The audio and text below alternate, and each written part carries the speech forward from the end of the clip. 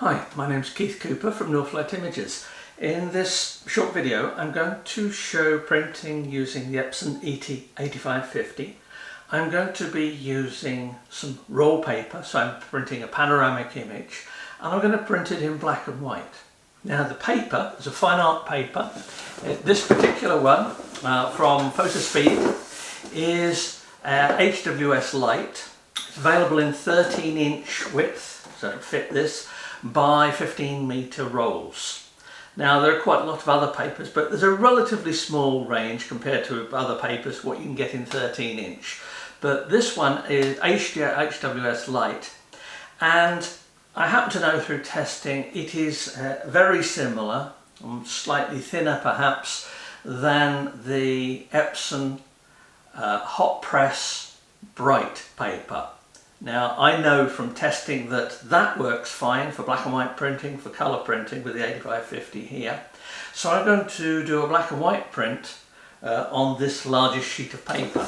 Now if you're going to use rolls of paper here, the printer doesn't support roll paper. So your rolls come like this. I've put this after trimming off the length that I want, and trim off a bit more than you need because you can always trim it and tidy it up afterwards. I've put it back in its plastic bag, and for storage I'll put it back in the box when I want to use, for later. But let's just pop that there. Now the image is a black and white one I've opened up in Photoshop. I'm using Photoshop here rather than Epson Print Layout, since the Print Layout software at the moment seems to have a problem with setting custom media settings. And for this print I've set a custom paper size, and you can do this for your normal paper printer driver, whatever you're using. I've set a custom paper size of 13 inches by 70 centimeters that I know will fit the image. I've set the media type to Velvet Fine Art and the type for black and white photo. I'm printing directly from Photoshop here. This is an old version of Photoshop. This is Photoshop CS6. The only thing to be careful of when you're using the black and white mode is that you set the colour handling for the printer to manage colours, and that you've set black and white mode in the actual setup. Now I've got this all prepared. This particular image will work out at about 600 pixels per inch because it's from quite a large image from what has been printed as a larger print. But anyway, everything is set there, so I'm just going to get ready to print that. But first I need to load the paper.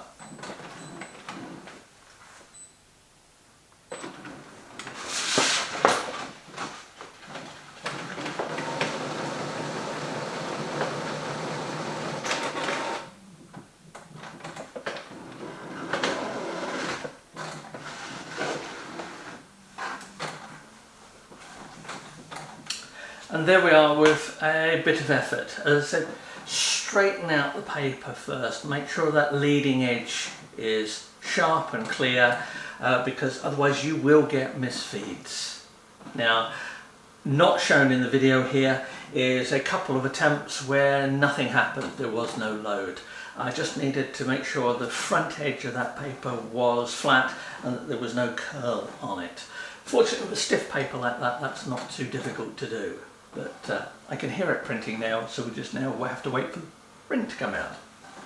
One thing I have noticed in this is that when you set the custom size here, the maximum width allowable is 329 millimeters, or 329.1 I believe it says on the display.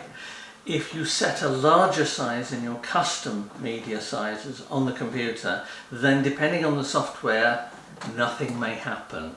So be careful in setting your custom page sizes both here and on there. Although I've noticed that on here it says I can set custom page sizes up to 2 meters.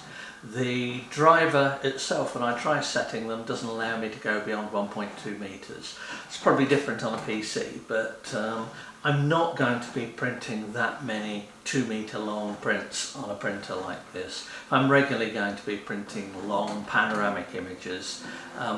Get something that either supports roll paper or a larger printer. If I'm going to print this for myself, on this roll of paper, I'd load the roll of paper into an Epson P5000 I've got, which has got a powered roll unit, 17 inch, but it will take shorter rolls, and that would be no problem whatsoever as a pigment ink printer, but considerably more expensive than this one here, and also about 4 times the weight. So whereas this one I can happily move around and shift about, the P5000 requires somebody else to help me even move it across the room. But anyway, I can see the leading edge of the print here, and it looks fine. There's no blurring, there's no ink spots, there's no nothing. As I say, do be careful with the leading edge, how you handle it. Handle the paper carefully, because paper like this will mark. And as I say, this is a relatively light paper. It's about 300 grams, I believe.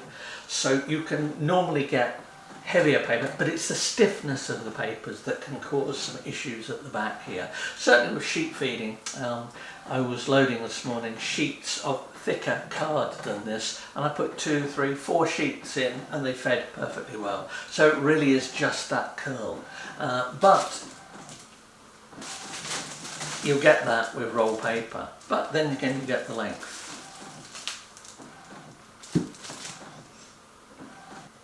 There is only the one quality setting for use with the Velvet Fine Art VFA media setting. Now, you need the VFA media setting for this because the VFA media setting uses pigment black and the dye black ink, and on some papers, such as this one here, gives very good black and white results. Now, on similar looking papers I've tried, the black and white looks dreadful, but the colour has got a larger gamut, I know, through profiling. So really with this printer, if you want to print on fine art papers with black and white, be careful in experimenting with the papers. If somebody tells you, oh, I've used such and such a paper with this printer, it works a treat. That's okay. If they say, I thoroughly recommend brand X whatever paper because it gives me really great results, and they print on a different printer to this, take it under advisement. This can give great looking black and white prints. It can also give truly awful looking black and white prints on what superficially seem the same papers. It's all about the paper coatings. So I'll have in the written article a much longer discussion over paper choices for this printer, because if you want top-notch results from it, then it is all about choosing the right papers for the printer. It makes a difference for this printer. This is not a dye-based printer. It has dye inks in it. It is not a pigment ink printer, it has a pigment ink printer. It's a combination, it's a hybrid.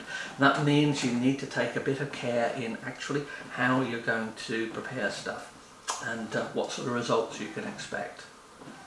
Now the print's coming out here, and I'm going to leave this in the video because there's a mistake, there's a problem with this print. And I'm going to leave it in because it makes a very important point about setting up paper like this. Now this is the first print I've made off this particular roll, and I've just trimmed it off and I've loaded it up. What did I forget to do? I forgot to check that my cut was properly square to the paper. So when you are trimming lengths of paper like this, mark it out with a pencil. Even if you use large scissors, wallpaper scissors or something like that, mark it out and make sure that the cut is properly square. Because what has happened with this particular picture?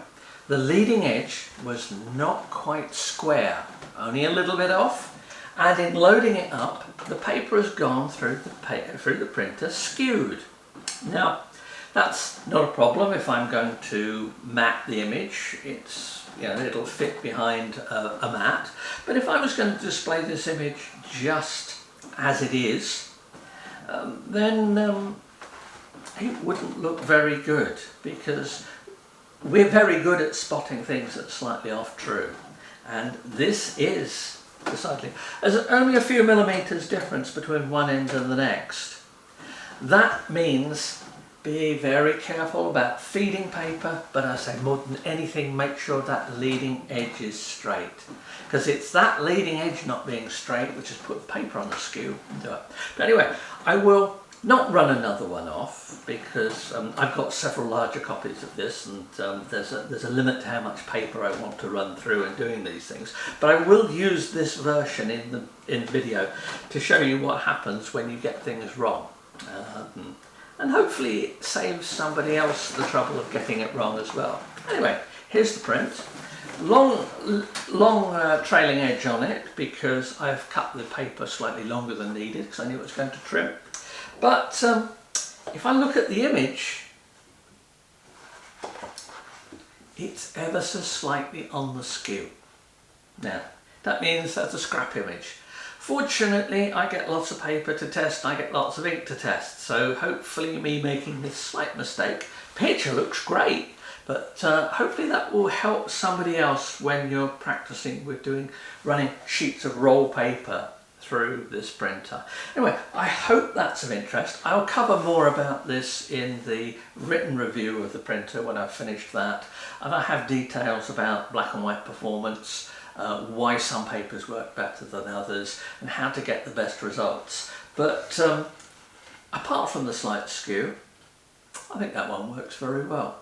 So hope that's been of interest. Please subscribe to the channel if you find it of help. Ask questions or drop me an email if you like. Always happy to answer questions about it. Thank you.